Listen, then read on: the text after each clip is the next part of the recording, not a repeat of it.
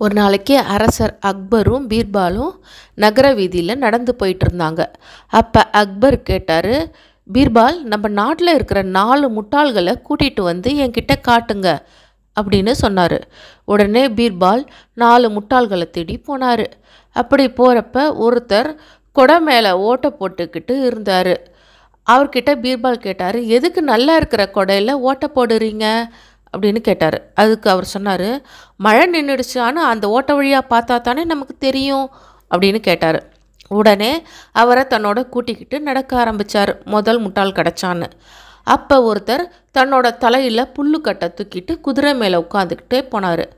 உடனே, ஏன் இப்படி தலை மேலே புல்லுக்கட்டை வச்சுருக்கீங்க, அதை குதிரை மேலே வச்சுட்டு போகலாம்ல அப்படின்னு கேட்டார்.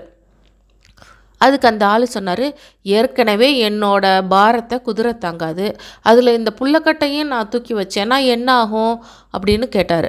உடனே இவனும் 2வது முட்டாள் கிடச்சான் அப்படின்னு அவனையும் கூட்டிக்கிட்டு அக்பர் கிட்ட போனார். பீர்பாலோட அவங்கள பார்த்து அக்பர் கேட்டார், நான் உங்கள்கிட்ட 4 முட்டாள்களை தானே கூட்டிகிட்டு வர சொன்னேன், நீங்கள் 2 முட்டாள்களை மட்டும் கூட்டிகிட்டு வந்திருக்கீங்க, ஏன் அப்படின்னு கேட்டார். அதுக்கு பீர்பால் சொன்னார், நம்ம அரண்மனையில் வேலை நிறைய இருக்கிறப்ப முட்டாள்களை தேடி அலைஞ்ச நான் 3வது முட்டாள் அப்படின்னு சொன்னார். உடனே அக்பர் சொன்னார், அப்போ அந்த வேலையை செய்ய சொன்ன நான் 4வது முட்டாள் அப்படி தானே அப்படின்னு கேட்டார். பீர்பால் சிரிச்சுக்கிட்டே பேசாமல் நின்னார். உடனே அதை பார்த்து அக்பரும் சிரித்தார், ரொம்ப ஸ்போர்ட்டிவாக எடுத்துக்கிட்டாரு.